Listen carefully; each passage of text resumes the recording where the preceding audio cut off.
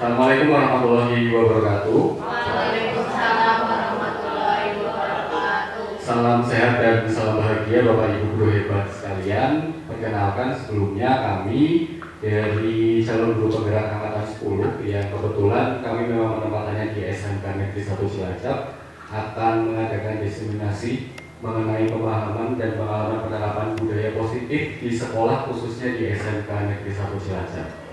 Kenapa pada pagi hari ini kami melaksanakan diseminasinya secara bertiga? Karena menurut kami secara pribadi dan yang memang sudah diajarkan di program guru penggerak adalah meningkatkan adanya kolaborasi Bapak Ibu. Jadi diharapkan ketika ada kegiatan apapun antara satu guru dan guru yang lainnya dalam satu lingkup sekolah harus bisa melaksanakan yang namanya kolaborasi. Jadi tidak ada lagi yang namanya guru kuliner misalkan, atau guru bahasa Jepang sendiri, atau guru manajemen perkantoran sendiri-sendiri, itu tidak ada. Tetapi kita diminta untuk bisa saling berkolaborasi. Makanya kami menginisiasi kegiatan diseminasi tersebut untuk diselenggarakan secara bertiga, secara bareng-bareng. Nanti mungkin Bapak Ibu yang tergabung di calon guru penggerak angkatan 11 seperti Bu Cahya dan Pak Yanuar juga bisa melakukan hal yang sama. Jadi tidak bergerak sendiri-sendiri seperti itu.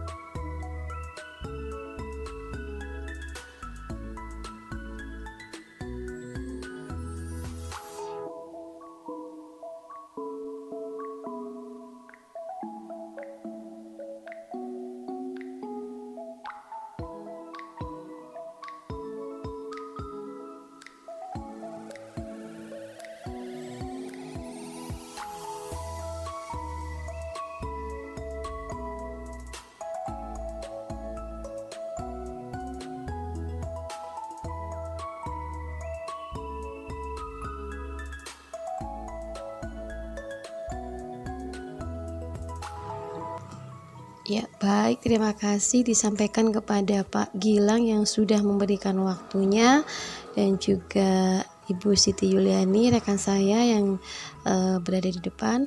Dan terima kasih buat semua guru-guru yang sudah mengikuti diseminasi disiplin positif ini. Baik, sebelumnya mungkin tadi sudah dikenalkan, nama saya Heni Nur Isnaeningsih, ya. Kami di sini bertiga mencoba untuk mendiseminasikan adanya disiplin positif. Ya, Bapak Ibu guru tentunya sudah paham apa artinya disiplin positif, ya.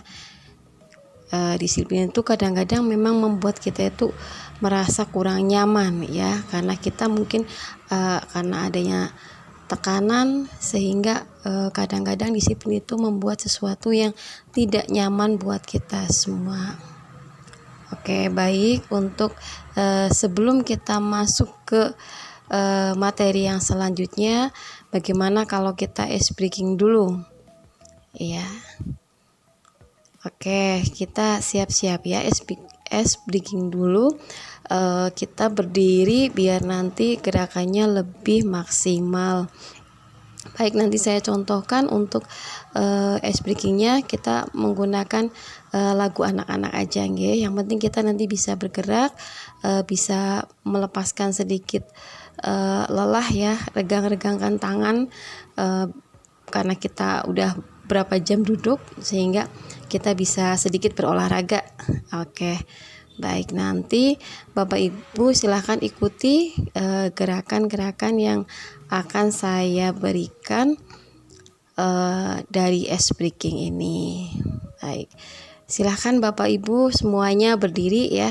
Ya, silahkan berdiri. Nanti ikuti gerakan yang akan saya peragakan. Baik, disimak ya Bapak Ibu. Oke. Berdiri semuanya, nggih, biar nanti kita lebih leluasa, biar lebih semangat semuanya. Ya. Baik, gerakannya begini ya Bapak Ibu ya.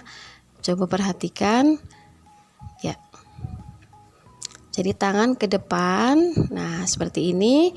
Kemudian tangan dibalik, kemudian ke samping, ke depan, balik, kemudian tepuk tangan. Nah, seperti itu ya. Baik, ulangi. 1, 2, 3, 4, 5, 6, 7, tepuk. Ya. Nah, itu. Nanti lagunya. Nah, ya. Oke, gerakannya seperti itu. Ya. Ya, saya ulangi lagi ya. Oke. Nanti lagunya lagu anak-anak aja yang biasa kita nyanyikan ya.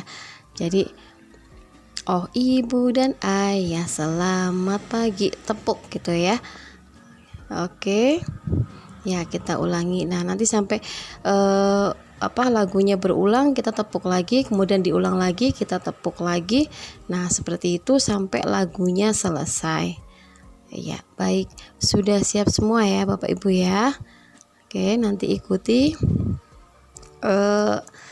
lagu yang kita kumandangkan. Oke. Baik, siap-siap.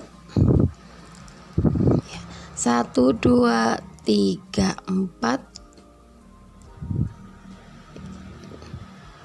6, 7, tepuk. Iya.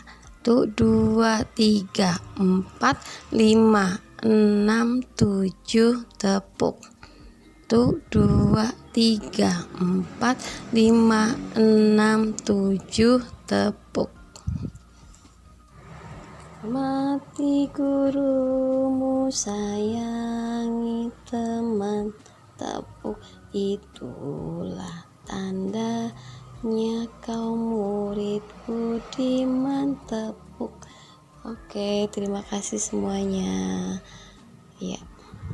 Baik, kita lanjutkan lagi materinya. Tadi setelah ice breaking, ya kita lanjut ke materi. Sudah seger semua ya, Bapak Ibu semua ya.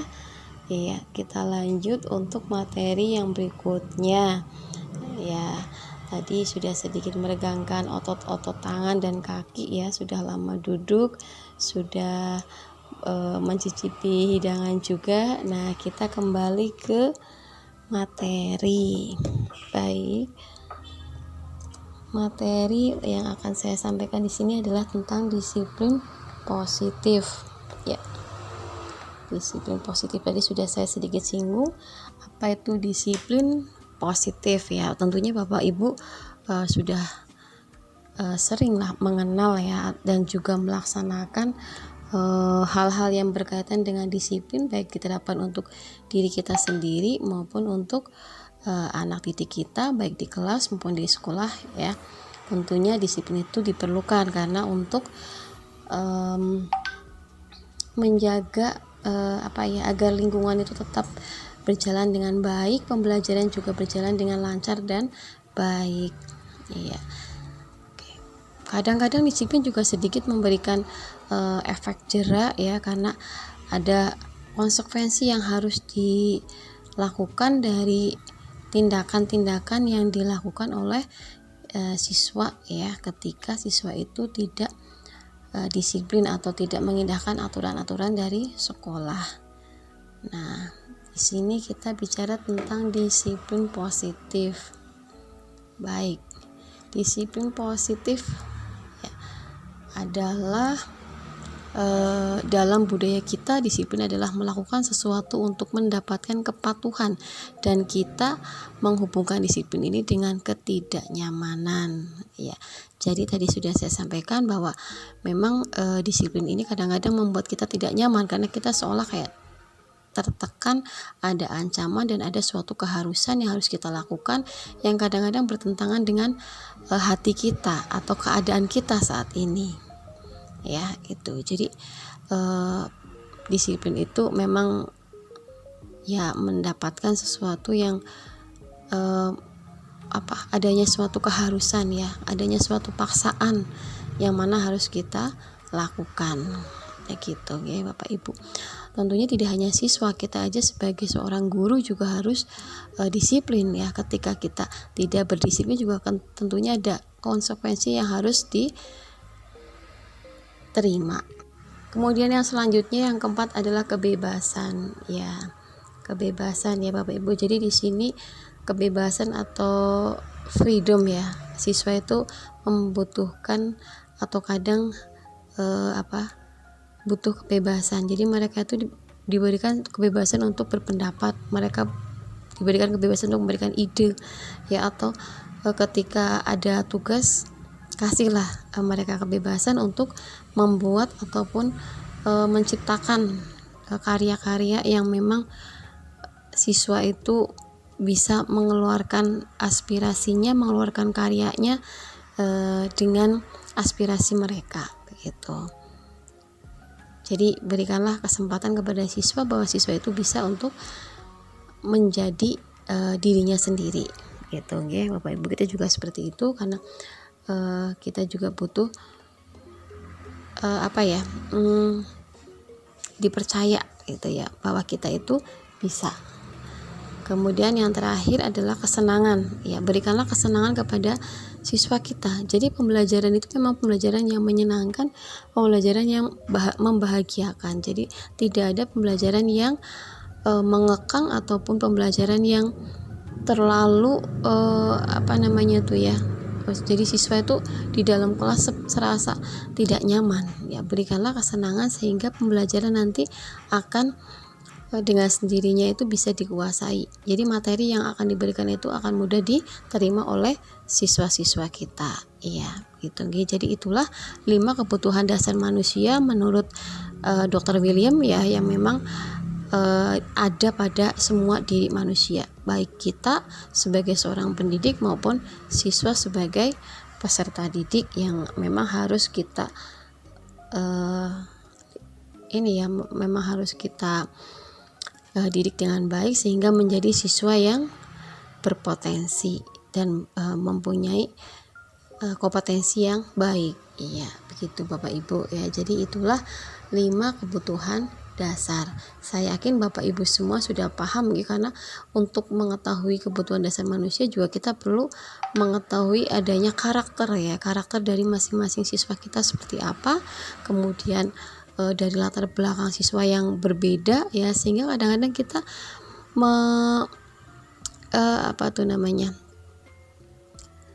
terhadap siswa satu dengan siswa yang lain itu berbeda penanganannya ya. Jadi kita harus paham dengan masing-masing karakteristik dari siswa-siswa yang ada di kelas ya. Jadi kita itu penanganannya nanti berbeda antara satu dengan yang lain begitu nggih Bapak Ibu.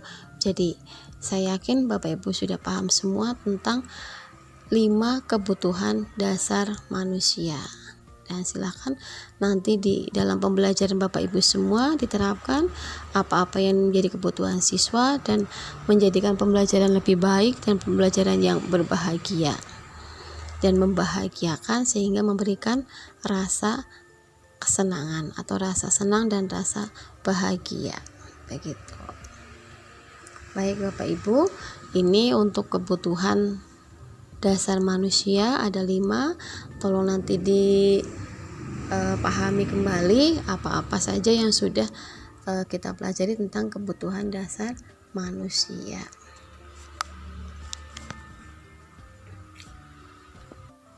Ya, yang selanjutnya adalah motivasi perilaku manusia. Ya, motivasi adalah dorongan yang timbul pada diri seseorang secara sadar atau tidak sadar untuk melakukan suatu tindakan dengan tujuan tertentu. Ya, jadi motivasi yang selalu kita berikan kepada siswa itu juga penting karena ini adalah sebagai bentuk bahwa kita selalu mengingatkan kepada siswa agar siswa itu selalu paham ya, selalu sadar tujuan untuk belajar itu apa. Jadi selalulah kita sebelum kita masuk dalam pembelajaran materi, kita memberikan beberapa motivasi agar siswa itu selalu terdorong untuk dirinya secara sadar melakukan tindakan sesuai dengan tujuan pembelajaran dan sesuai dengan tujuan yang akan dia capai ya ketika dia itu belajar di sekolah gitu. Jadi Bapak Ibu sebaiknya ya ketika pembelajaran itu berikanlah motivasi baik itu dalam bentuk cerita mungkin atau dalam bentuk karya yang memberikan motivasi terhadap siswa kita.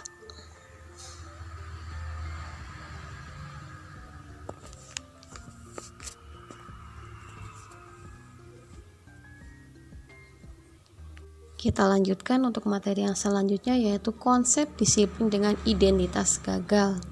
Ya, di sini yang pertama ada hukuman yaitu sifatnya menyakitkan, tidak nyaman, murid merasa takut, memaksa, murid menyembunyikan kesalahan, murid menjadi rendah diri. Itu hukuman ya. Jadi ketika kita memberikan hukuman itu pasti akan memberikan efek yang yang semacam dendam ya. Jadi siswa itu merasa tersakiti karena tidak nyaman dengan keadaan itu dan siswa kemudian merasa takut dan kemudian memaksa ya itu untuk menyembunyikan kesalahan. Jadi siswa itu akan rendah diri apalagi ketika siswa itu kena hukuman di depan teman-temannya yang lain ya. Kemudian yang kedua adalah penghargaan. Sifatnya tidak efektif, merusak hubungan atau sifat iri, mematikan kreativitas, menghukum dengan sistem ranking, merampas hak untuk menghargai dirinya sendiri. Nah, itu penghargaan. Jadi kadang-kadang sifat penghargaan juga bisa bersifat positif dan bisa berefek negatif ya, tergantung dari seperti apa bentuk yang diberikan, bentuk penghargaan yang diberikan, bisa bersifat lisan maupun bisa bersifat materi ya. Jadi kadang-kadang penghargaan yang awalnya itu niat kita itu positif ya, karena memberikan suatu penghargaan ketika siswa itu melakukan hal yang baik, tetapi justru kadang-kadang akan membuat hubungan menjadi iri ya. Misalnya kenapa hanya si A saja yang diberi penghargaan, padahal memang si A tersebut memang disiplinnya tinggi misalnya begitu, tapi itu akan mematikan kreativitas dari siswa. Perankingan juga sama seperti itu ya. Jadi seolah-olah siswa itu merasa bahwa dengan ranking itu ini loh saya tuh kemampuannya hanya sekian ya. Kemudian hak-hak siswa juga akan hak untuk menghargai diri sendiri itu seolah-olah terrampas ya. Jadi itu untuk konsep disiplin yang dengan identitas gagal ya. Jadi adanya kita bisa membedakan hukuman seperti apa, penghargaan seperti apa. Baik, kita lanjut. Di sini ada beberapa tindakan guru ya yang merupakan hukuman atau konsekuensi ya. Beberapa pernyataan di sini ya, ada 7 pernyataan. Nanti silakan bisa kita klasifikasikan atau kita petakan masuk konsekuensi kah atau masuk hukuman. Ada 7 ya. Yang pertama, mencatat 100 kali di dalam buku kalimat. Di dalam buku kalimat, saya tidak akan terlambat lagi karena terlambat ke sekolah. Oke, kira-kira apa ini? Masuk hukuman atau masuk konsekuensi? Iya, hukuman atau konsekuensi. Baik, kita lihat lagi untuk kalimat yang kedua. Lari mengelilingi lapangan basket 2 kali karena terlambat hadir di sekolah. Jadi siswa ini disuruh lari lapangan basket 2 kali karena terlambat hadir ke sekolah. Baik. Kemudian, nah ini kira-kira masuk apa? Hukuman atau konsekuensi? Ya. Yang ketiga, murid diminta untuk push up 15 kali karena tidak menggunakan masker. Baik, yang selanjutnya yang keempat yaitu menggantikan kertas tugas teman yang telah dicoret-coret ya. Yang kelima, membersihkan tumpahan air di meja tulis karena tersenggol pada saat belajar. Yang keenam, murid disuruh untuk melepas sepatu seharian di sekolah karena tidak mengenakan sepatu hitam. Dan yang terakhir, lari mengelilingi lapangan basket 2 kali karena terlambat 10 menit untuk pelajaran PJOK. Nah, itu adalah tindakan-tindakan guru yang berikut merupakan hukuman dan konsekuensi. Mungkin bisa kita lihat dari 7 pernyataan di atas itu mana yang masuk hukuman dan mana yang masuk konsekuensi. Baik. Kalau menurut Bapak Ibu, dari yang ke-7 ini yang masuk hukuman dan konsekuensi kira-kira yang mana? Yang nomor 1, coba mencatat 10 kali di dalam buku dengan kalimat saya tidak akan terlambat lagi karena terlambat sekolah. Ini hukuman atau konsekuensi? Ya, ini masuk ke konsekuensi ya, karena ketika terlambat sekolah konsekuensinya mencatat 100 kali saya tidak akan terlambat lagi.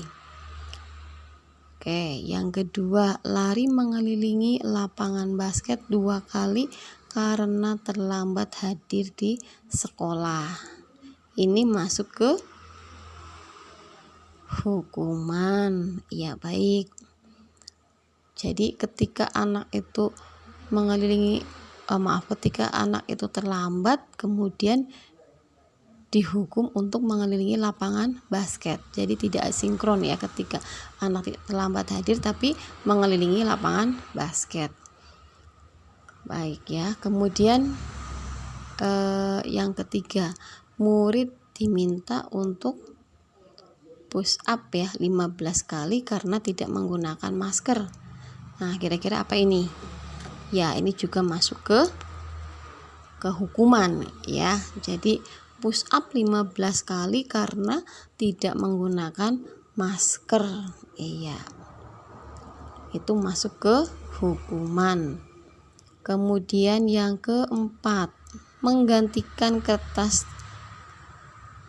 tugas teman yang telah dicoret-coret. Ini masuk ke konsekuensi. Iya, jadi konsekuensinya ketika kertas tugas temannya itu dicoret-coret, jadi dia harus mengganti kertas tugas dari temannya tersebut. Kemudian yang kelima,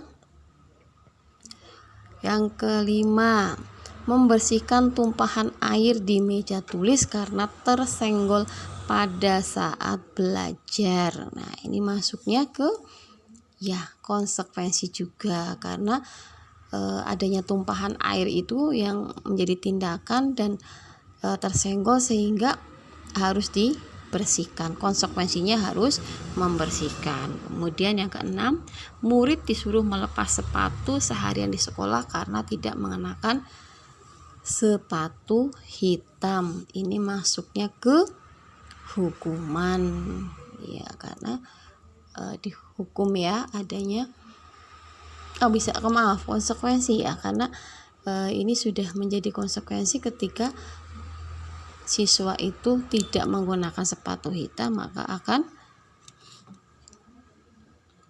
ya melepaskan sepatu seharian ya. Baik, kemudian yang terakhir, lari mengelilingi lapangan basket 2 kali, ini juga termasuk konsekuensi ya. Baik,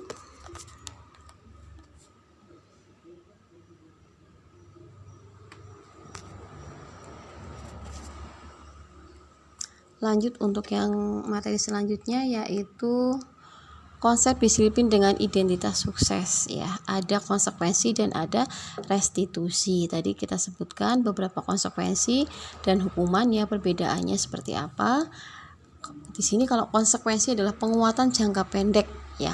Kemudian perlu monitoring berkelanjutan, adanya stimulus respon, kemudian murid menghormati peraturan, yang terakhir kehilangan waktu untuk merenungi kesalahan. Nah, ini adalah konsekuensi atau sebagai bentuk tindakan yang harus kita lakukan ketika kita melakukan suatu tindakan. Ya, begitu ya. Restitusi adalah proses menciptakan kondisi bagi murid untuk memperbaiki keseluruhan mereka sehingga mereka bisa kembali pada kelompok mereka dengan karakter yang lebih baik. Jadi misalnya ada 2 siswa yang berkelahi ya, nanti bisa diselesaikan dengan langkah-langkah restitusi. Nah, untuk langkah-langkah restitusi nanti akan disampaikan oleh rekan kami yang selanjutnya, tapi sebelumnya ada video dulu Pak Gilang. Ya. Kita simak dulu video yang ada. Untuk membedakan saja.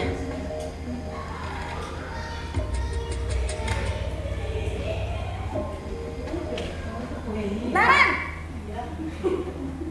sini kamu.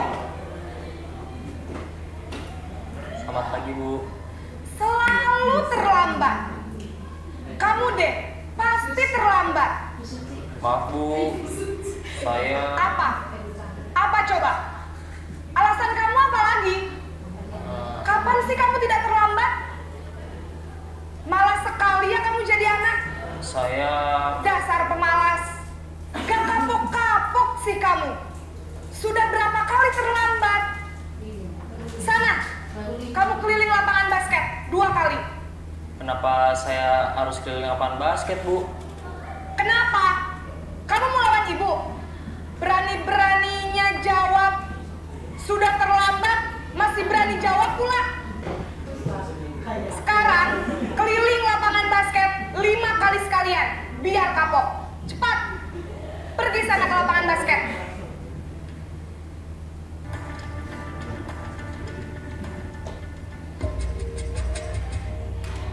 Jadi yang pertama penghukum ya, Bapak Ibu ya. Jadi langsung menghukum siswa.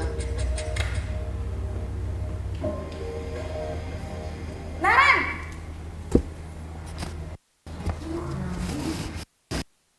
Selamat pagi.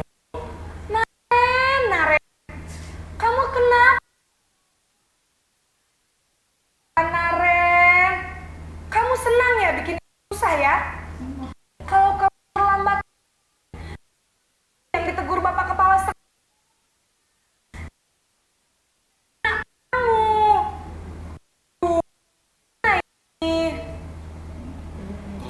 Maaf, Bu. Duh Gusti Naren. Kamu suka ya Ibu Kepala Sekolah? Terus sekarang Ibu harus tulis apa ini di buku absen? Ini kamu sudah sering terlambat loh. Ibu harus apa coba? Maaf, Bu. Maaf sekali. Ya sudah, lain kali jangan bikin Ibu susah lagi ya nak ya. Ibu tidak akan kuat lagi kalau kamu ini terus. Bisa jantungan kalau Ibu ditegur Bapak Kepala Sekolah. Sana cepat ke kelas. Maaf ya, Bu. Maaf sekali.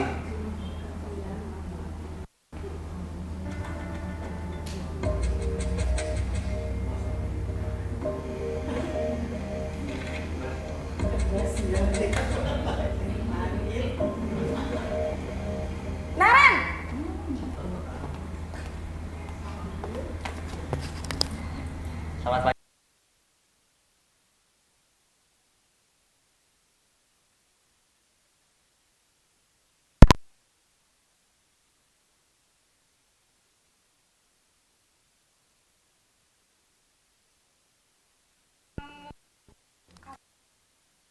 Kencang. Kok terlambat sih? Iya Bu, saya memang terlambat bangun tadi. Jadi biarpun saya lari kencang, tetap gak kekejar Bu. Ya sudah sana. Nanti lain kali larinya lebih kenceng lagi ya. Biar gak terlambat lagi. Bikin seneng ibu. Demi ibu. Bisa kan? Bisa lah Bu. Ya sudah sana masuk kelas. Ibu beresin absen kamu. Kamu ini ada-ada saja.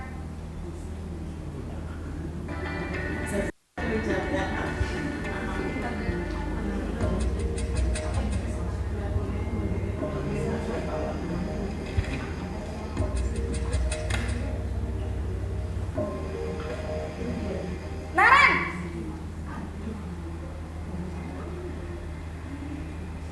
Selamat pagi Bu. Naren, apa peraturan sekolah kita tentang jam berapa kita harus masuk sekolah, nak?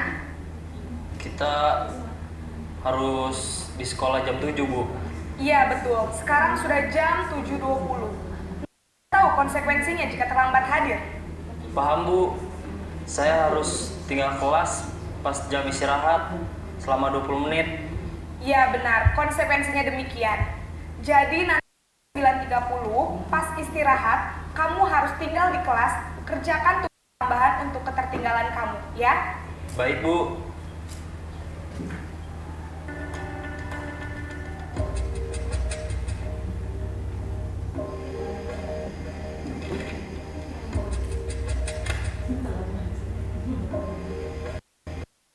Naren!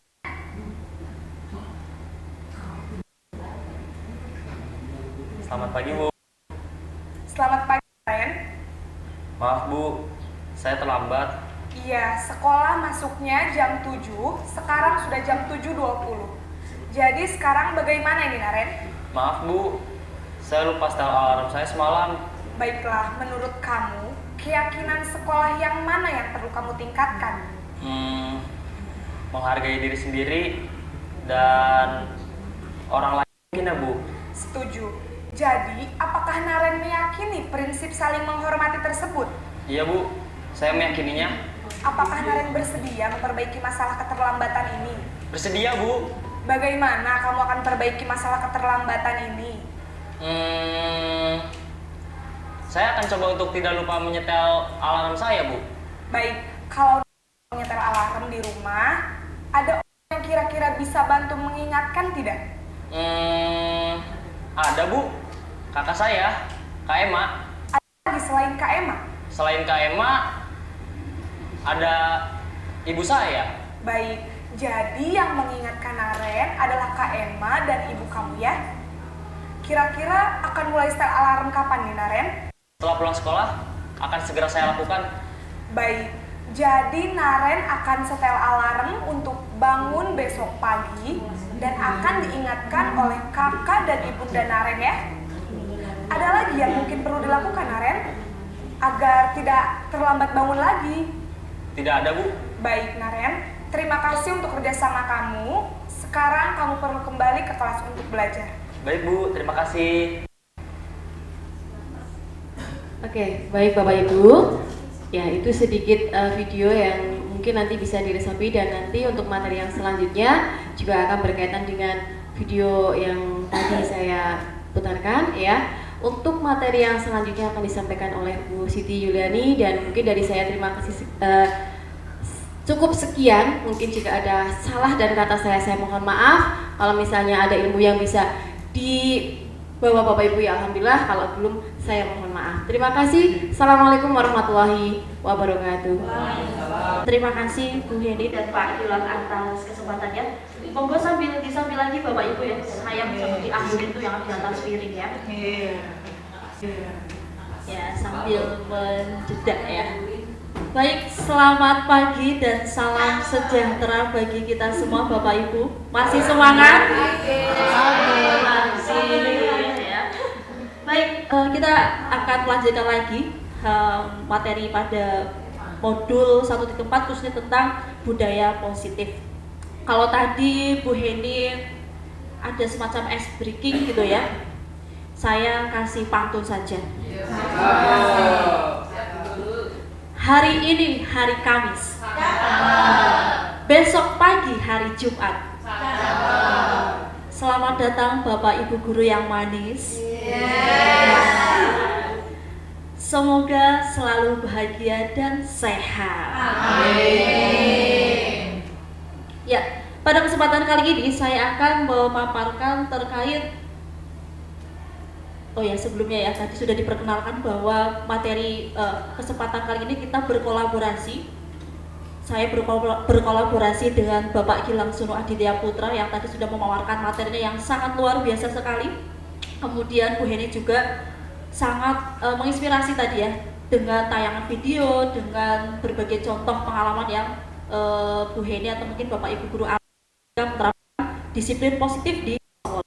Nah, pada kesempatan kali ini saya akan memaparkan tentang 5 konsep posisi kontrol guru dan penerapan segitiga restitusi, dan nanti sedikit saya akan singgung terkait keyakinan kelas. Baik Bapak Ibu, pada pagi hari ini kita akan bersama-sama mengeksplorasi, nanti kita juga akan melihat berbagai praktik ketika kita itu mengembangkan atau mengarahkan siswa untuk memiliki sikap disiplin. Ya, tentu Bapak Ibu guru pasti memiliki cara yang berbeda-beda untuk mendisiplinkan anak, ya, memiliki cara yang berbeda, masing-masing memiliki tujuannya itu untuk mendisiplinkan anak. Namun apakah dengan itu kita bisa mengontrol anak untuk menjadi disiplin? Mari kita refleksikan Bapak Ibu, selama ini ya kita mengidentifikasi dan mengevaluasi bagaimana cara kita ketika kita mendisiplinkan anak-anak murid kita, khususnya ketika mereka melakukan sebuah permasalahan.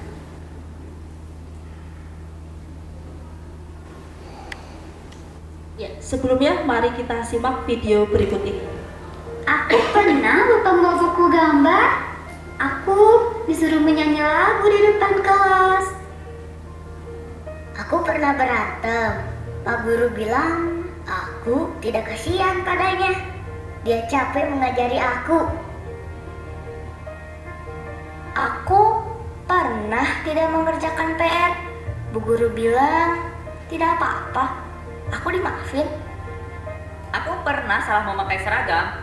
Sesuai peraturan, aku disuruh pulang. Tidak boleh masuk sekolah. Aku mengejek guru. Kemudian aku dipertemukan dengan guru tersebut untuk berdiskusi akan dampak dari perbuatanku. Aku mengerti kesalahanku dan aku akan perbaiki. Ya, bagaimana Bapak Ibu setelah melihat tayangan tadi, apa yang ada di dalam pikiran Bapak Ibu? Monggo silakan Bu Erni boleh menyampaikan tanggapannya.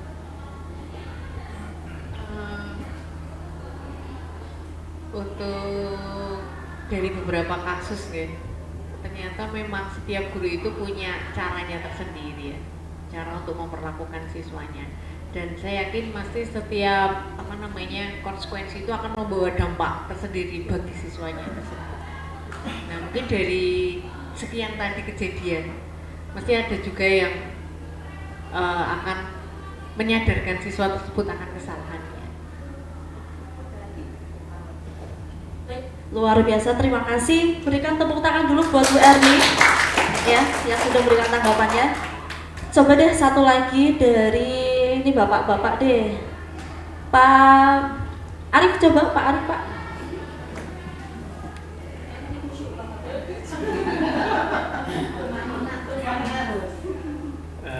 Dari video tadi saya melihat ada 2 jenis hukuman yang satu hukuman yang sepertinya istilahnya enggak sadis, yang kedua hukuman yang benar-benar saklek. Hukuman yang pertama tadi bisa meningkatkan kesadaran siswa sendiri, yang hukuman kedua yang disuruh pulang itu benar-benar tegas apa ya, tapi menurut saya kurang baik sih gitu. Terima kasih. Terima kasih Pak Ariel. Berikan tepuk tangan lagi Bapak Ibu. Ya, baik, dari video yang tadi ya, mungkin Bapak Ibu juga pernah mengalami, ya mungkin kalau kita flashback ketika kita masih sekolah, barangkali Bapak Ibu juga pernah mengalami rasanya dihukum, ya. Namun berbeda ketika zaman dulu ya, kita pendidikannya kita flashback ke zaman kolonial, ya. Ketika dihukum, saya cerita pengalaman pribadi saya pernah dihukum Bapak Ibu karena tidak masuk kelas gara-gara jajan di kantin. Nah ini juga yang sering kita hadapi ya anak-anak kita ya, kadang bikin gemes dan greget, ternyata gurunya juga pernah mengalami. Nah waktu itu pelajaran favorit saya, tapi karena saya teledor gitu ya, kebetulan saat itu mati listrik, jadinya belnya nggak bunyi. Akhirnya saya dan teman-teman asik makan di kantin sampai telat 30 menit. Dengan pedenya saya masuk kelas, kemudian guru tersebut langsung menyuruh saya keluar. Ya. Kemudian saya lapor ke ibu saya kalau saya itu dimarahi. Ya. Harapan saya ibu saya itu membela saya dan memarahi guru tersebut supaya besok-besok ya udah disuruh masuk saja gitu. Tapi ternyata saya malah lebih dimarahi. Ya. Karena saya dianggap sudah melanggar peraturan seperti itu.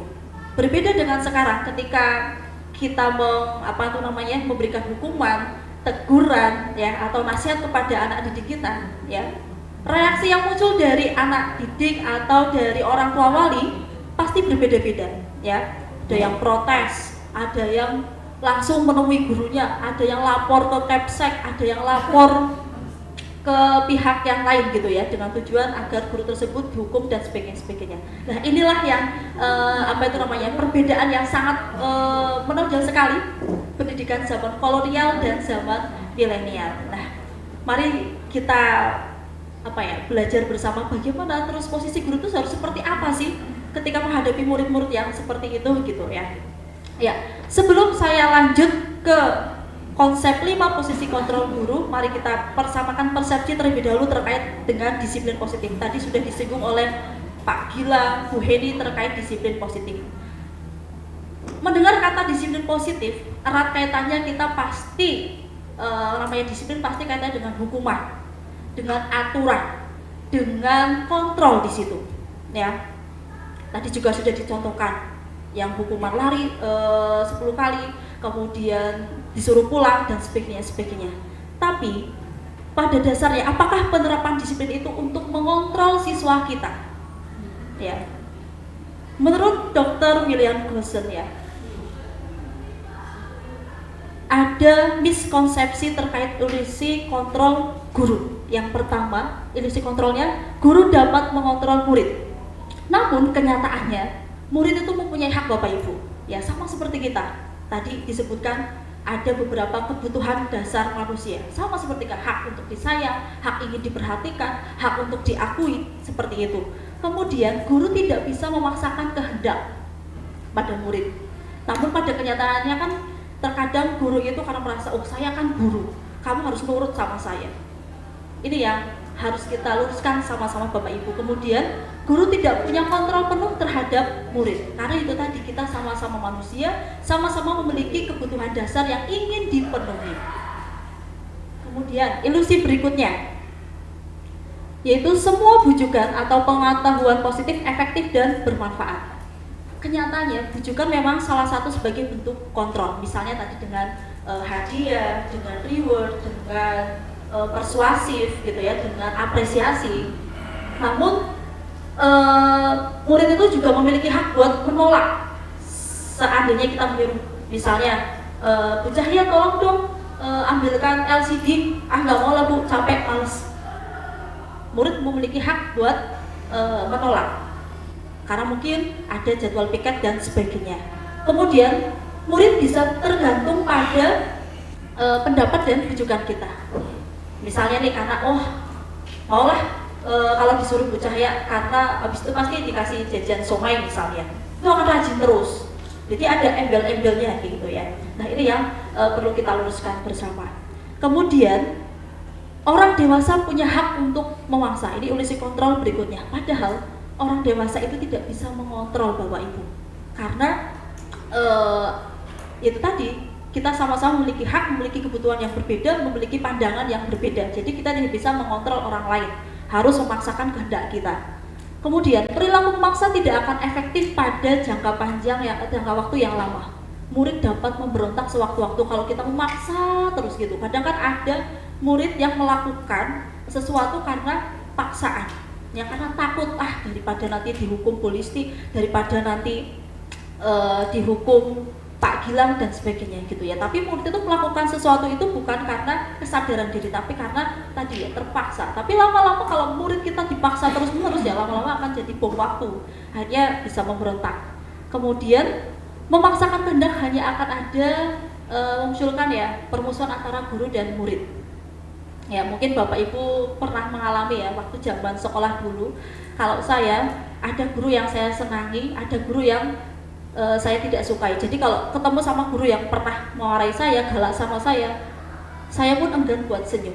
Mungkin itu juga yang dirasakan oleh murid-murid kita. Betul tidak Bapak Ibu?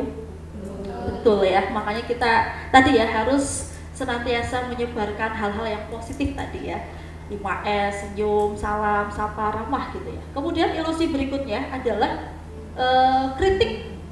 Membuat orang merasa bersalah bisa menguatkan orang tersebut. Adanya ilusi tersebut, tapi kenyataannya menyalahkan murid dan membuat rasa bersalah itu tidak menguatkan, tetapi malah melemahkan. Karena apa? Karena murid itu akan merasa dirinya itu tidak berguna, merasa rendah diri, merasa telah mengecewakan orang-orang yang dia sayangi. Kemudian adanya krisis identitas atau identitas gagal pada murid, yaitu tadi karena disalahkan, dipojokkan tanpa kita mengetahui kenapa alasan murid tersebut melakukan sebuah pelanggaran disiplin. Kemudian apa saja sih posisi kontrol guru? Ya, kira-kira selama ini kita ada di posisi mana Bapak Ibu ya? Menurut Dane Gosen ada 5 posisi kontrol guru. Tadi sudah diawali dengan video pembuka dari Bu Heni yang menerangkan cara mengatasi permasalahan dari siswa yang terlambat dengan berbagai model. Yang pertama yaitu sebagai penghukum. Ya, tadi ya, misalnya ketika ada anak yang terlambat, kalau kita memposisikan sebagai penghukum biasanya kita langsung marah-marah ya. Kenapa kamu terlambat? Sudah jam berapa ini? Ya. Kamu selalu terlambat. Sekarang kamu lari keliling lapangan 100 kali bisa. Ya, itu kalau menghukum. Jadi tidak memberikan kesempatan anak buat memberikan alasan kenapa dia terlambat. Ya, pokoknya salah terus.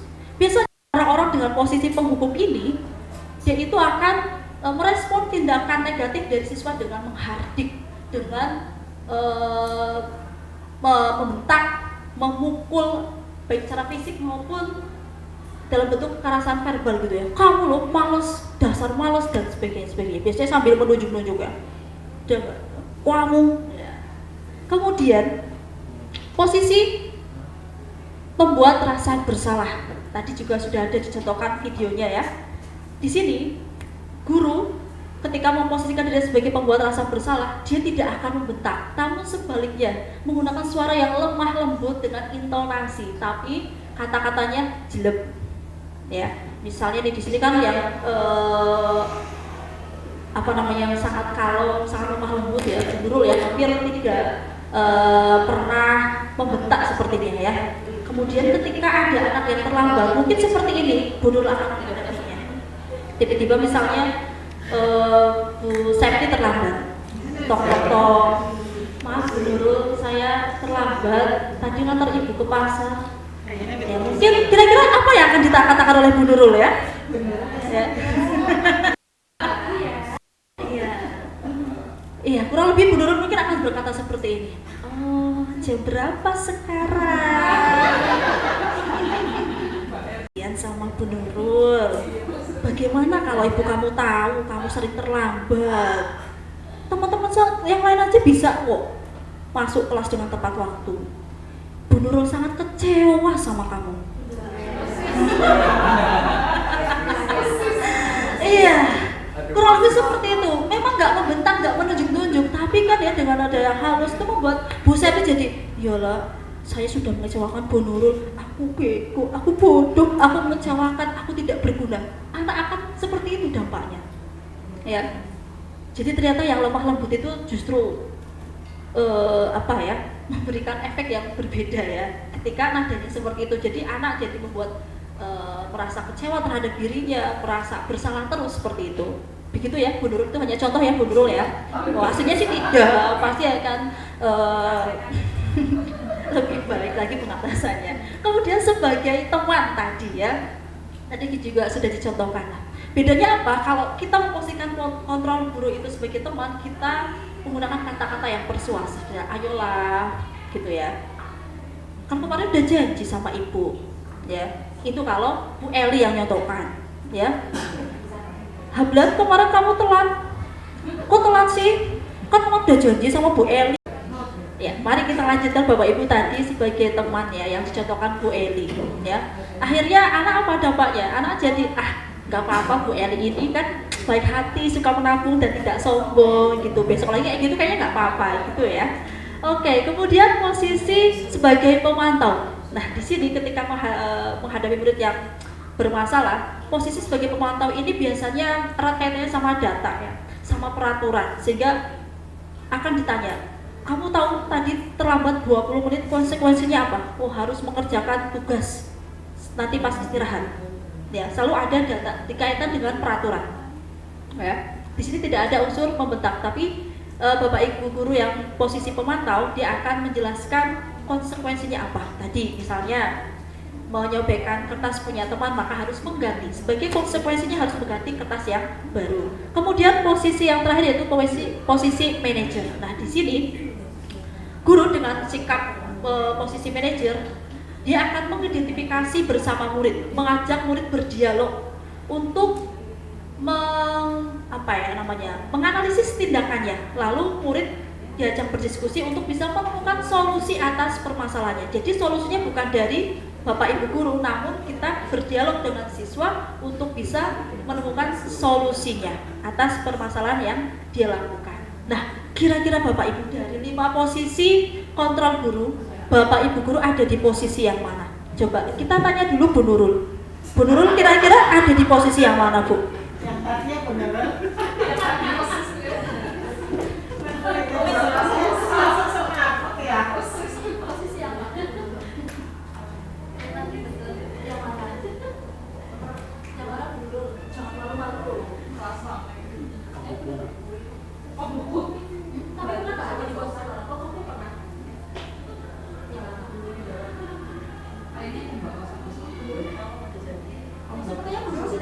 berkata-kata ya karena saking spesiesnya. Coba Bu Cahaya.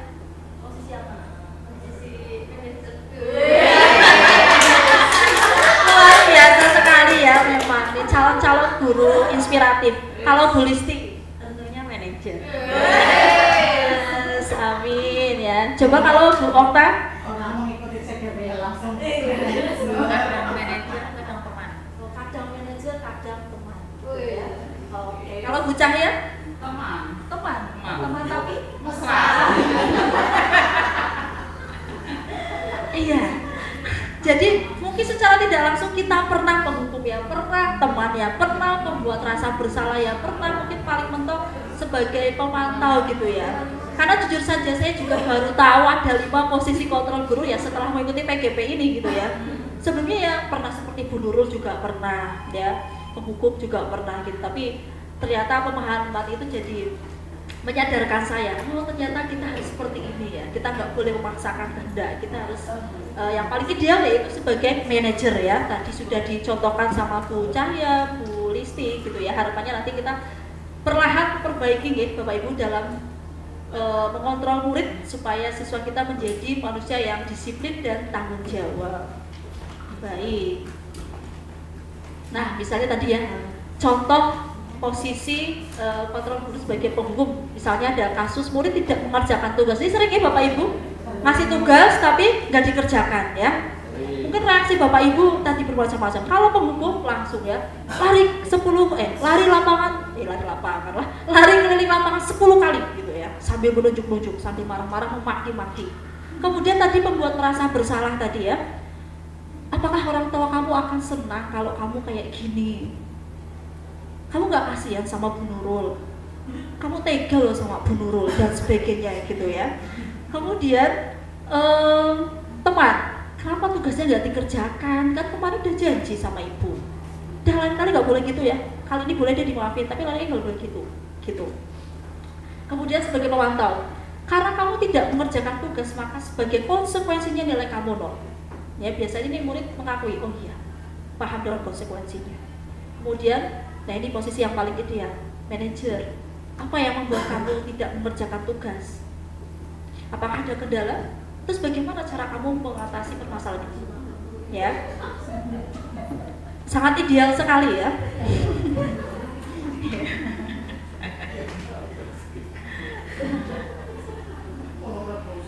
Ya. Nah, kalau sebagai kalau di zaman pendidikan yang sekarang ya, idealnya kita harus memposisikan diri kita sebagai manajer dalam menghadapi murid untuk mengatasi permasalahannya melalui apa? Tadi sudah disinggung oleh Bu Heni tentang restitusi ya, atau segitiga restitusi. Ya, segitiga restitusi tadi sudah saya katakan itu untuk mengajak murid ya berdialog, mengidentifikasi tindakan yang dia lakukan ya, harapannya dia bisa menganalisis lalu bisa menemukan solusi. Nah, menurut Dane Wilson ya, segitiga restitusi itu adalah suatu proses dialog yang dijalankan oleh guru agar dapat menghasilkan murid yang mandiri dan bertanggung jawab. Ada 3 tahapan. Yang pertama yaitu menstabilkan identitas, kemudian validasi tindakan yang salah, dan yang terakhir menanyakan keyakinan. Nah, bagian menstabilkan identitas tadi ya, di dialog sudah ada tahapannya. Kalau yang pertama ini berdasarkan prinsip membuat kesalahan adalah bagian proses dari pembelajaran. Ya, biasanya guru itu akan mengatakan berbuat salah itu wajar. Manusia nggak ada yang sempurna, ya. Tidak ada manusia yang nggak pernah berbuat salah. Yang penting kamu bisa belajar dari kesalahan. Ya, jadi kan adem sekali gitu ya, seperti kata-katanya Bu Nurul tadi ya. Jadi seperti ini, kamu berhak merasa seperti itu. Jadi di sini ada suasana yang positif ketika siswa melakukan kesalahan. Jadi tidak langsung langsung dihardik, langsung dijudge, langsung dimarahin. Kadang-kadang kalau siswa langsung seperti itu kan, justru mereka akan semakin takut dan tidak mau memberikan respon. Pasti dia ditanya, diam. Kamu kenapa? Enggak apa-apa. Diam sambil matanya melotot misal. Ya. Kemudian pada tahap validasi tindakan yang salah, di sini berdasarkan prinsip setiap perilaku berupaya untuk memenuhi suatu kebutuhan tertentu. Tadi Bu Heni sudah menjelaskan ada 5 kebutuhan dasar. Masih ingat Bapak Ibu? Yang pertama kebutuhan apa? Apa? Kebutuhan bertahan hidup. Yang kedua,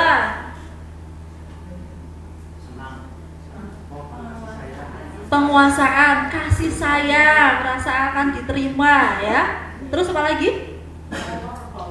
Ada power dan kekuasaan. Nah, di sini sebenarnya kalau kita analisis ya, kenapa peserta didik itu mengantuk saat pembelajaran kita, kenapa tidak antusias, kenapa pasif? Ternyata tuh ada kebutuhan dasar yang belum terpenuhi. Misalnya kalau ngantuk bisa jadi karena dia bosan, dia ingin bebas, dia ingin sesuatu yang menarik dan sebagainya. Tapi kan kadang-kadang kita langsung ya, misalnya ketika ada anak yang ngantuk saat pelajaran kita ya, Listi ngantuk banget ya, ronda ya semalam ya, biasanya kan kayak gitu ya, tidur jam berapa semalam ya, selalu ngantuk gitu ya, sana cuci muka gitu ya, kalau sama bocahnya langsung cuci piring ya kan.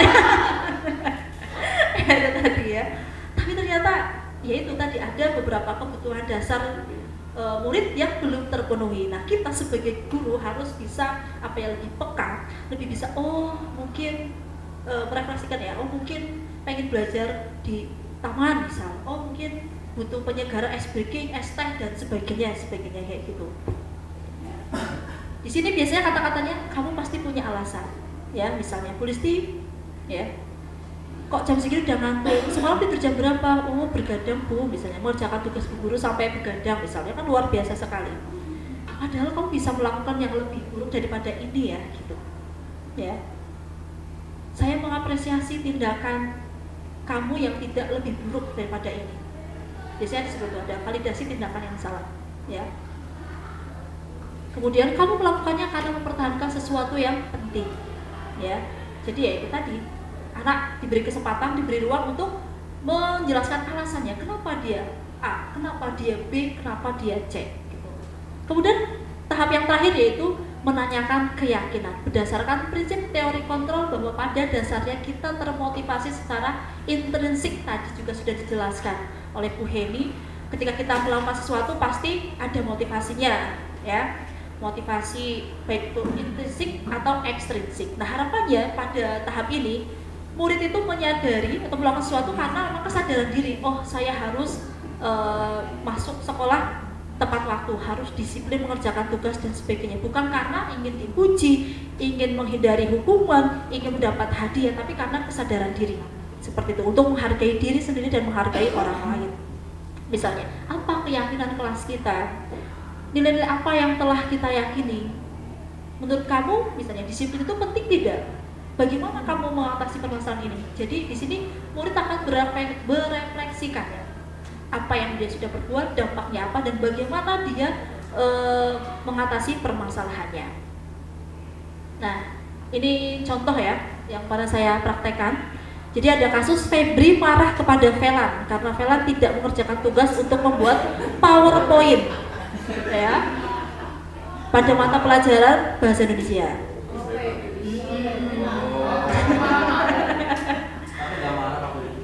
Iya.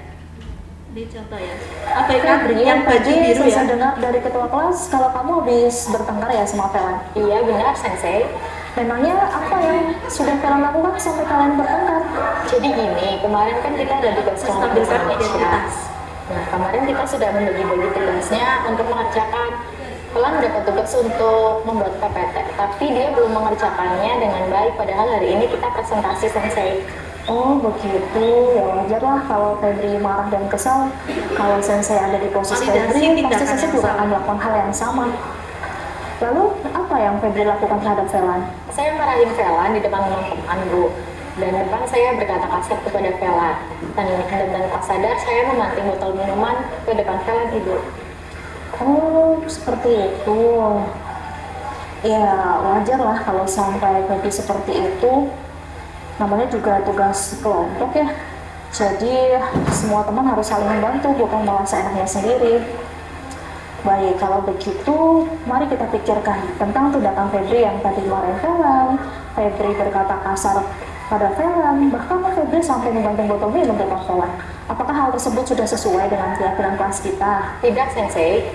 Kalau begitu, menurut Febri, keyakinan kelas apa yang sudah dilanggar? Saling menghargai dan menghormati antar teman, dan juga berkomunikasi dengan santun, Sensei. Iya, benar sekali. Baik, tadi menghormati antar teman, saling menghargai antar teman, dan menggunakan bahasa yang santun ketika berbicara dengan teman. Menurut Febri, hal itu penting tidak buat diri Febri sendiri? Penting, Sensei.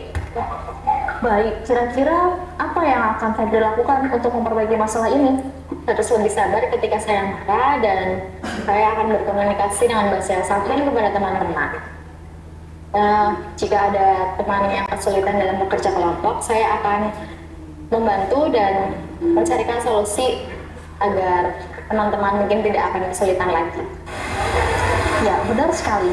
Saya setuju dengan pendapat Febri karena hal tersebut akan membuat hubungan Febri dan Velan menjadi lebih baik. Ya sudah, pokoknya tetap semangat ya belajarnya. Ya, Sensei. Sekarang boleh deh Febri kembali ke kelas. Terima kasih, Sensei. Sama-sama, jangan lupa senyum ya. Ya.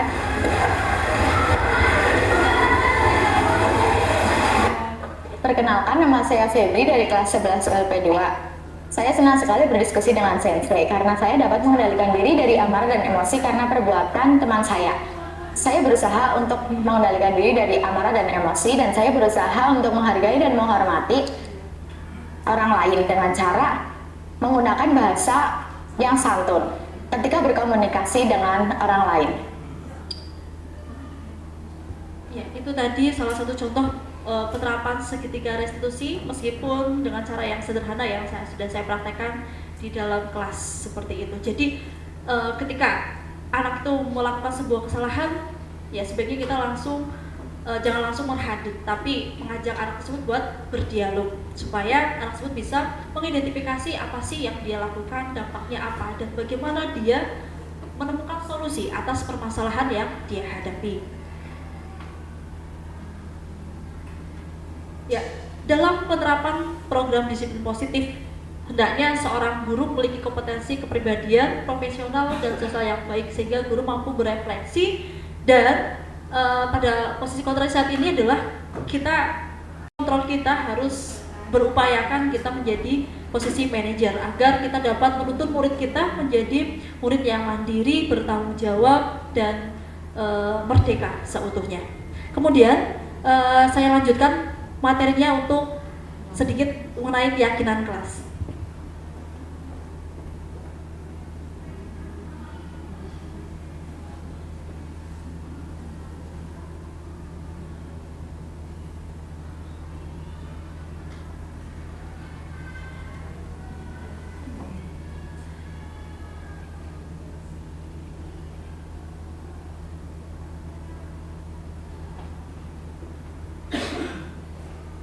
Keyakinan kelas ini yang sudah sering kita dengar dan kita juga sudah praktekkan ya Bapak Ibu, sebelum awal pembelajaran dimulai kita bersama murid-murid kita membuat keyakinan kelas.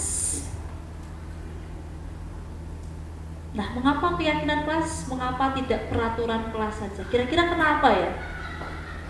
Kalau dulu memang ada, saya ingat sekali pada waktu masih sekolah di kelas itu ada tata tertib ditempel.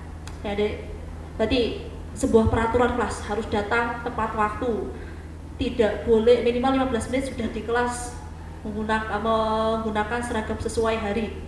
Dulu ada seperti itu. Nah, kenapa sekarang kemudian ada paradigma baru terkait keyakinan kelas? Karena ternyata itu lebih filosofinya itu itu kaitannya sama keyakinan yang kita yakini bahwa kalau kita melakukan hal tersebut itu berdampak yang positif buat diri kita, tapi bukan karena peraturan, bukan karena dipaksa, bukan karena untuk menghindari hukuman, tapi karena kita yakin. Misalnya kita pada waktu COVID menggunakan masker ya Bapak Ibu, kira-kira kenapa Bapak Ibu kok waktu itu menggunakan masker? Ada apakah itu adalah sebuah paksaan atau untuk mentaati peraturan dari pemerintah saat itu? Kira-kira kenapa? Coba Bu Leli ini. Waktu itu menggunakan masker karena waktu itu kan menggunakan masker untuk mencegah penyebaran virus corona, karena pada saat pandemi kan ada virus corona. Betul sekali ya. Jadi pada saat pandemi memang kita dianjurkan untuk menggunakan masker, bahkan sampai sekarang yang awalnya menggunakan masker itu tidak biasa, malah jadi sudah terbiasa karena saat itu kita meyakini bahwa dengan menggunakan masker minimal kita bisa melindungi diri kita dari virus COVID pada saat itu. Nah, itu juga sama ketika kita terapkan di kelas. Kenapa sih harus keyakinan? Ternyata keyakinan kelas itu lebih abstrak dari peraturan kelas. Kemudian berupa pernyataan yang universal, dibuat dalam bentuk yang positif, sedikit kata agar mudah diingat, sesuai dengan kondisi kelas dan sekolah agar mudah diterapkan. Kemudian semua warga kelas dilibatkan saat membuat keyakinan kelas. Jadi menggunakan kata-kata yang positif yang mudah diingat ya, misalnya kalau di situ aturannya tidak boleh mengganggu teman saat belajar. Kira-kira keyakinan kelasnya apa? Bentuk positifnya, dilarang mengganggu teman saat belajar. Kira-kira keyakinan kelasnya apa Bapak Ibu? Ya, menjaga ketertiban atau saling menghormati antar teman. Ya, seperti itu kurang lebih kata-katanya. Nah, di sini contoh kegiatan membuat keyakinan kelas. Yang pertama berdiskusi tentang peraturan, merumuskan peraturan menjadi keyakinan, menempelkan keyakinan kelas, dan hasilnya ditempel dan disepakati oleh kelas. Ini contoh, mungkin Bapak Ibu juga pernah melakukannya di dalam kelas seperti itu. Jadi menggunakan kata-kata positif. Kalau hukuman biasanya kan identik dengan jangan, dilarang. Tapi kalau keyakinan kelas lebih ke arah yang positif tadi, saling menghormati, kemudian membuang sampah pada tempatnya dan lain sebagainya. Oke, demikian Bapak Ibu presentasi dari kami. Untuk sesi selanjutnya yaitu diskusi. Barangkali ada hal yang ingin ditanyakan oleh Bapak Ibu guru, kami persilakan.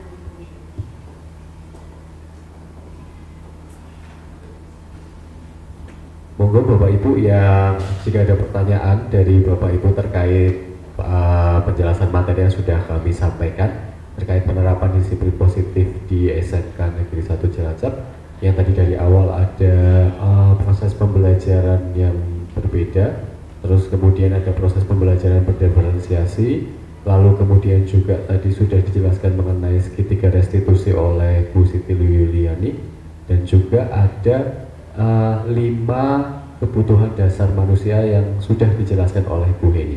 Monggo jika ada penjelasan dari kami yang kurang bisa dimengerti, kita diskusikan bersama, disilahkan Bapak Ibu.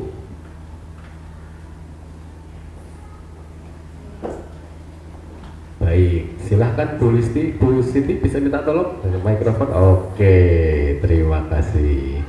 Terima kasih atas kesempatannya.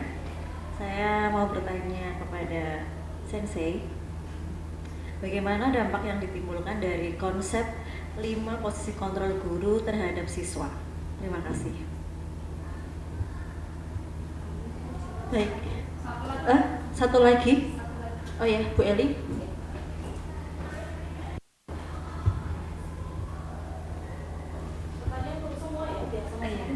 Terima kasih atas waktu yang diberikan. Saya mau menanyakan khusus untuk kebetulan untuk yang terakhir tadi segitiga restitusi itu restitusi, jangan Ibu Resti. Ya. Jadi bagaimana cara menerapkan segitiga restitusi itu di yang baik, jadi mempraktekannya itu bagaimana supaya nanti istilahnya apa ya, berhasil gitu ya. Karena kalau kita lihat di kelas itu rata-rata itu anak-anak itu cenderung diam gitu ya, jadi lebih suka diam gitu ya kalau diajak diskusi gitu. Jadi bagaimana untuk menerapkan atau mempraktikkan segitiga restitusi dengan kondisi kelas yang misalnya anak-anak itu cenderung diam. Terima kasih Sensei. Ada lagi? Bapak Ibu yang bertanya? Bu Nurul mau tanya mungkin? Oh tidak. Biar tertawa kan sambil menghibur nih, kebetulan kan masih pemulihan, biar sehat, biar cepet sehat gitu loh kan. Harus positive thinking ya, segitiga restitusi ya. Baik, ada lagi Bapak Ibu sebelum kami bertiga menjawab secara bergantian?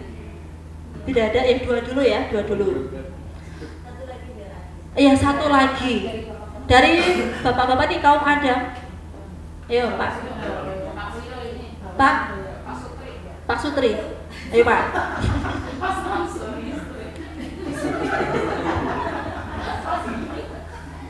Jangan pasangan suami istri ya.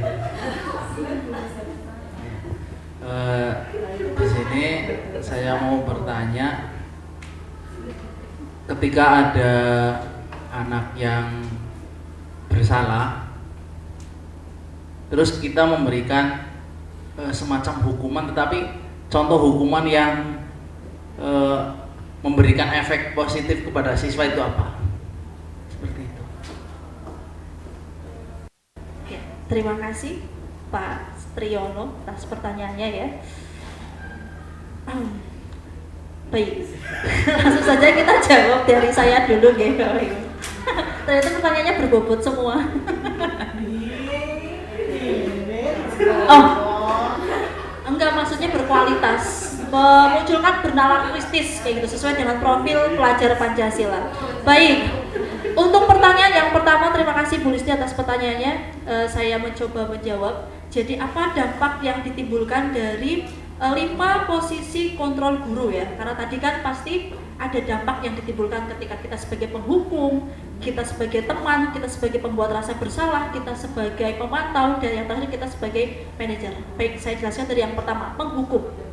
Ya, di sini akan membuat murid bisa jadi memiliki rasa benci terhadap guru tersebut, bisa jadi dendam terhadap guru tersebut karena tindakan guru yang menghukum biasanya itu bersifatnya memaksa atau menyakiti murid tersebut, bahkan bisa mengalami trauma ketika murid tersebut langsung dibentak atau mungkin langsung dihukum di depan kelas sehingga memunculkan rasa malu, rasa trauma, dan jadi murid itu merasa tidak percaya diri lagi.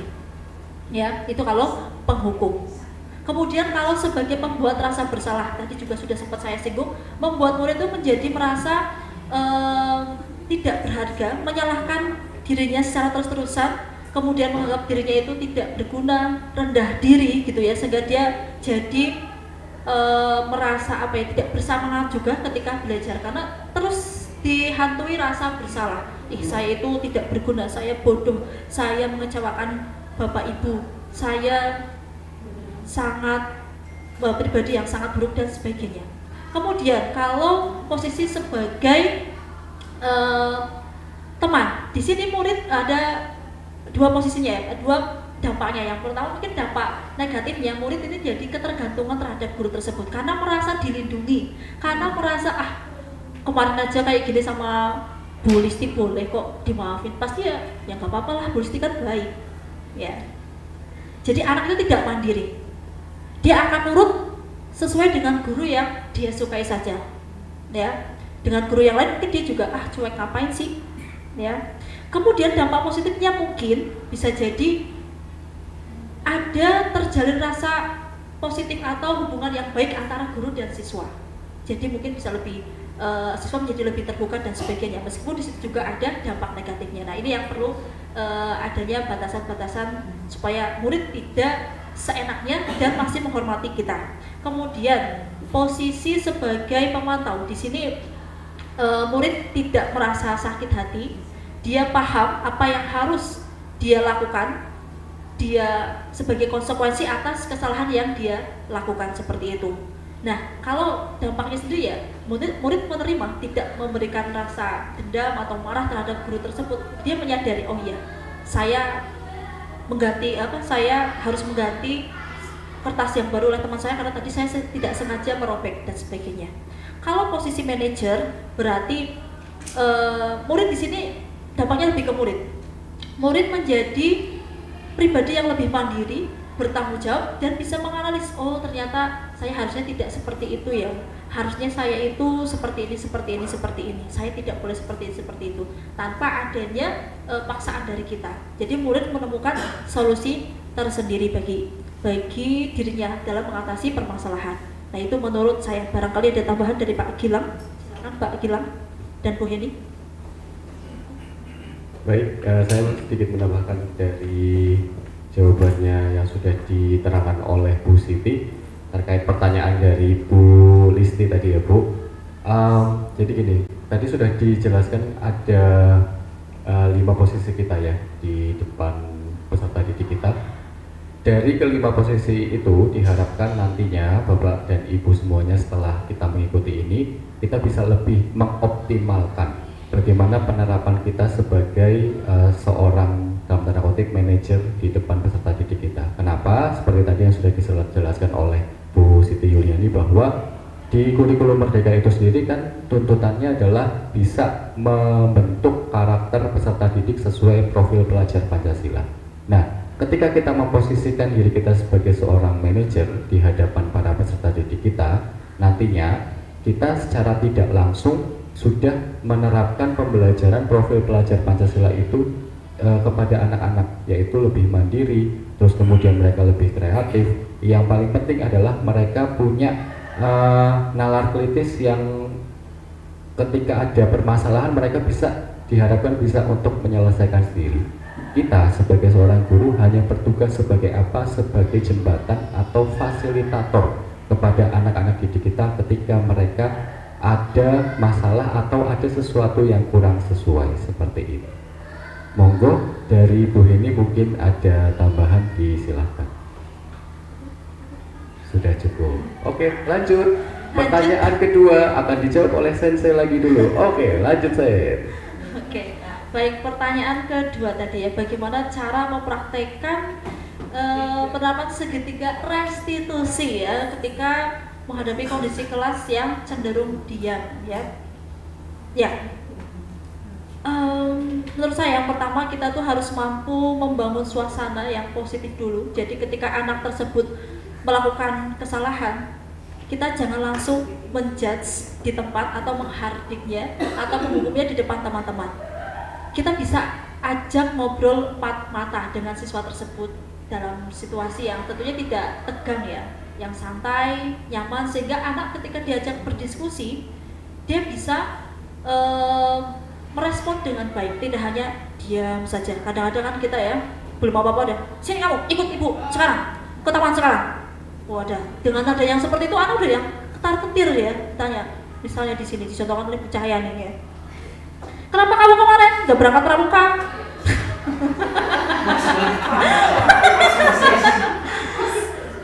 Saya udah tahu itu ya.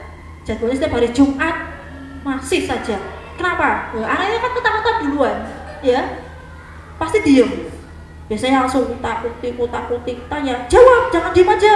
Ditanya malah diem aja. Dengar gak kata ibu? Ya, kalau suasananya seperti itu anak kan jadi takut ya, belum juga apa-apa udah takut duluan. Bagaimana dia mau menjawab atau merespon ya? Wong belum apa-apa aja sudah bentakan, sudah hinaan, sudah maki-makian gitu ya. Jadi anak itu males lah, udah biarin aja tuh Bu Cahya ngomong dewek mencur, nah kayak gitu misal, ya. Bukannya menyelesaikan masalah, jadi tambah ya, gurunya juga tambah mangkal ya, Bu Cahya. Bu Cahya nih. Nah, jadi yang pertama kita harus membuat suasana yang positif terlebih dahulu supaya anak tuh nyaman ketika diajak diskusi, ketika ngobrol. Misalnya tadi, kenapa sih Lis, kok kemarin nggak berangkat pramuka? Ada apa? Ya anak kan lebih enak menjawab, ya Bu kemarin itu motor saya bocor misal, atau kemarin ibu saya jemput Gasik supaya saya suruh cepat-cepat pulang. Ya, jadi anak itu akan ngomong alasan-alasannya gitu. Kemudian yang kedua adalah, nanti yang pertama ya, memberikan menciptakan suasana yang positif dulu agar anak nyaman buat mengutarakan permasalahannya atau apa yang dialami, alasannya. Kemudian yang kedua, ajak anak buat mengidentifikasi atau menganalisis dirinya terkait tindakan yang dia lakukan. Ya, dengan tadi, pasti kamu punya alasan ya, mengapa kamu kemarin gak ikut ekskul pramuka. Coba kasih tahu Bu Cahyani. Iya Bu, kemarin itu saya dijemput ibu saya Gasik karena di rumah ada acara arisan, saya suruh bantuin ibu saya. Oh, seperti itu. Ya. Terus Bu Cahya juga mengajak diskusi lagi sampai akhirnya anak menjelaskan alasan latar belakangnya kenapa dia tidak ikut. Jadi itu berikan ruang atau kesempatan anak buat tadi itu ya, menganalisis tindakannya, memberikan kesempatan anak buat menerangkan kenapa dia A, kenapa dia B. Ya, yang ketiga jadi tadi memberikan ruang buat anak buat memikirkan solusi dari apa yang dia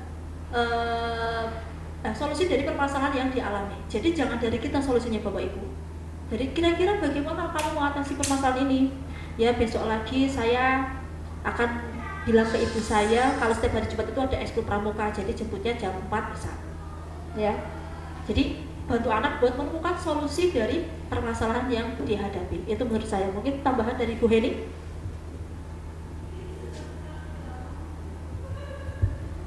Baik, terima kasih. Tadi kalau menanggapi pertanyaan dari Bu Eli ya, yang tadi kan disampaikan sama Bu Eli itu bagaimana mensikapi ketika di kelas itu ada diskusi tapi anak cenderung diam dan tidak mau berbicara gitu ya. Kalau dilihat mungkin ini secara keseluruhan anak atau per individu ya. Kalau misalnya per individu mungkin tadi disampaikan sama Ibu Siti Yuliani sudah ada beberapa langkah yang bisa diambil. Kemudian yang pastinya kita sebagai seorang pendidik atau seorang guru yang selalu berada di kelas tersebut kan bisa tahu macam-macam karakteristik dari masing-masing siswa yang memang berbeda ya. Ada yang siswa itu belakang untuk selalu ya, ada juga yang siswa yang cenderung diam ya. Untuk siswa yang cenderung diam mungkin kita bisa memaklumi dengan cara ketika misalnya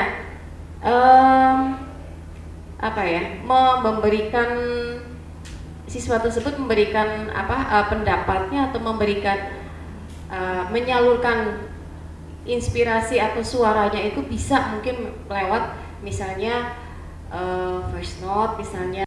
Saya baik. Yang namanya hukuman seperti itu, sebenarnya yang namanya hukum dari katanya saja ya, dari katanya saja pasti tidak ada orang yang membayangkan bahwa yang namanya hukuman itu sifatnya adalah menyenangkan dan positif, itu tidak ada gitu. Makanya kalau misalkan saya tadi ditanya bagaimana kita sebagai seorang guru memberikan hukuman yang kira-kira dalam tanda kutip menyenangkan tapi membuat efek jerah ke anak-anak gitu ya. Kalau buat saya secara pribadi, ketika kita mungkin kita bisa memberikan yang tadi namanya konsekuensi Bapak. Jadi bagaimana kita membangun kepercayaan dengan anak, dengan itu tadi jalan yang pertama adalah membuat keyakinan bersama yang biasanya dinamakan dengan keyakinan kelas dulu. Dengan keyakinan-keyakinan itu kita mengeksplor apa sih sebenarnya yang diinginkan oleh anak. Dan nantinya ketika anak-anak ini istilahnya membuat sesuatu yang tidak sesuai dengan kondisi yang kita harapkan, atau istilahnya adalah membuat kesalahan, nanti kita bisa mengembalikan lagi nih melalui keyakinan-keyakinan kelas atau keyakinan-keyakinan sekolah yang sudah kita sepakati bersama. Jadi kalau menurut saya tidak ada yang namanya hukuman yang ringan, itu nggak ada Pak, karena hukuman konotasinya sudah ya pasti sudah itu jelek gitu. Makin yang bisa kita kasih sekarang terapkan adalah bagaimana kita mengganti kata hukuman dengan konsekuensi. Bagaimana caranya? Yaitu tadi dengan jalan membangun keyakinan bersama, baik itu keyakinan kelas maupun keyakinan sekolah, yang keyakinan tersebut sudah terlebih dahulu kita eksplor dari anak-anak kita. Jadi kita tahu maunya anak apa, dan ketika nantinya mereka tidak sesuai dengan jalur, mereka harus seperti apa. Seperti itu Pak Rio jawaban dari saya. Semoga membantu. Terima kasih. Monggo. Tidak keluar dari jalur ya. Kayak misalnya tadi saya contohkan, misal karena guru PJOK ya dia memberikan konsekuensinya sesuai dengan bidangnya PJOK, yaitu lari ya, ataupun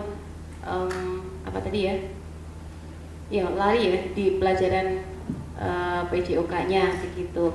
Kalau misalnya di guru kuliner, kayak saya pernah memperhatikan Bu Suryani ya, ketika ada konsekuensi siswa itu tidak masuk ataupun siswa itu tidak ikut praktek, ya konsekuensinya itu sesuai kesepakatan kelas bahwa siswa itu nanti akan membersihkan dapur yang sudah yang tadi dipakai seperti itu, atau membersihkan alat-alat yang tadi dipakai untuk praktek. Itu konsekuensinya. Jadi anak itu paham dan sadar ketika saya melakukan hal yang tidak sesuai atau kurang sesuai, maka apa yang akan saya kerjakan itu ya sudah ada di gambaran. Nanti saya akan seperti itu. Jadi mereka akan berusaha untuk sebisa mungkin tidak melakukan hal yang tidak sesuai itu. Paling itu dari saya. Terima kasih.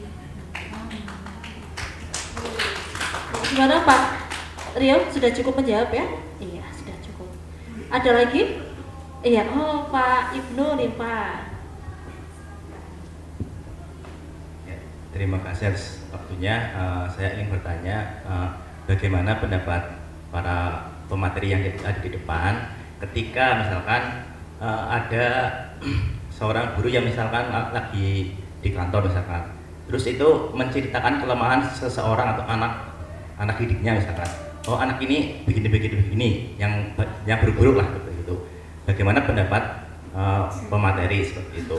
Terus misalkan ada guru yang memarahi anak di depan banyak orang misalkan, apa itu layak dilakukan atau bagaimana?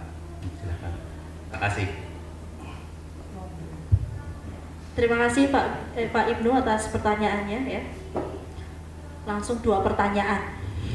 Tadi yang pertama, menurut pendapat kami, ketika ada guru yang menceritakan tentang kelemahan siswa.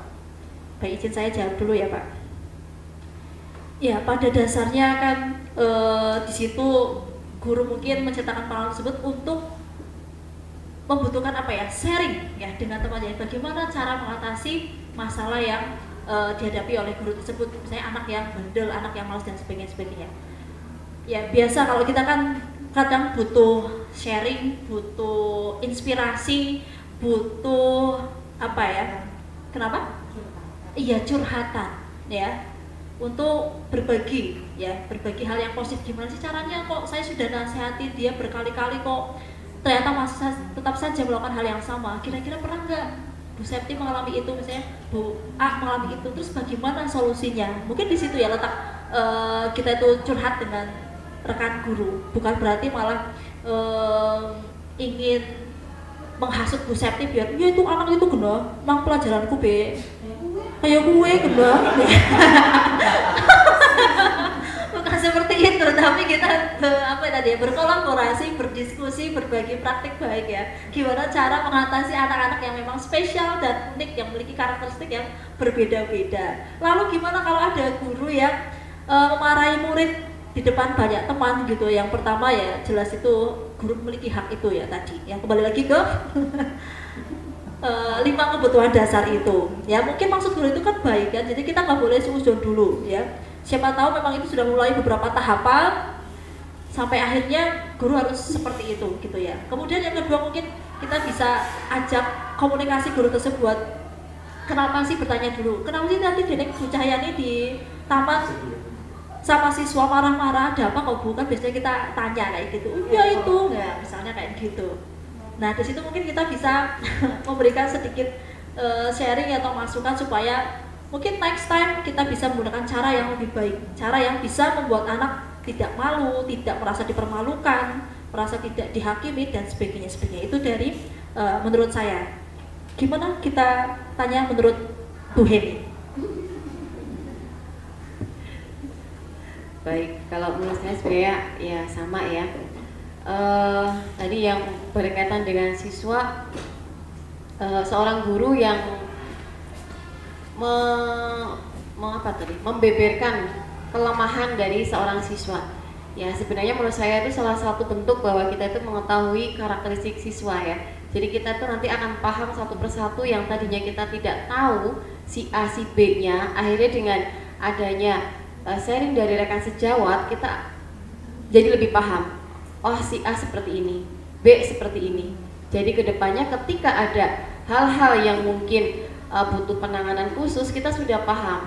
Oh iya, ternyata karena si A karakternya seperti ini, jadi saya lebih paham ketika saya harus menangani masalah yang terjadi di kelas tersebut misalnya. Jadi itu salah satu cara untuk kita mengetahui karakteristik dari masing-masing siswa.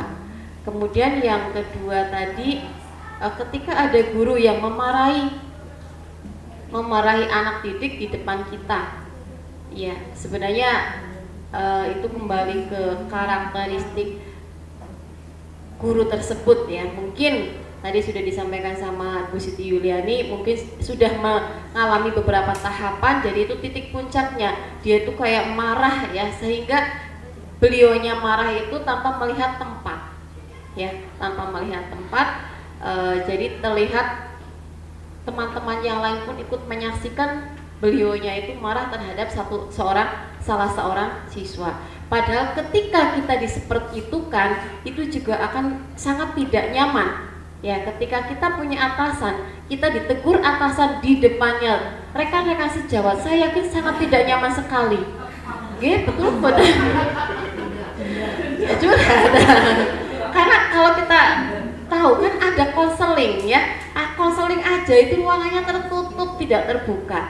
Ya, ruang konseling itu tertutup nggih Bapak Ibu. Jadi kita itu biar paham satu hati dengan hati yang satunya itu saling iya.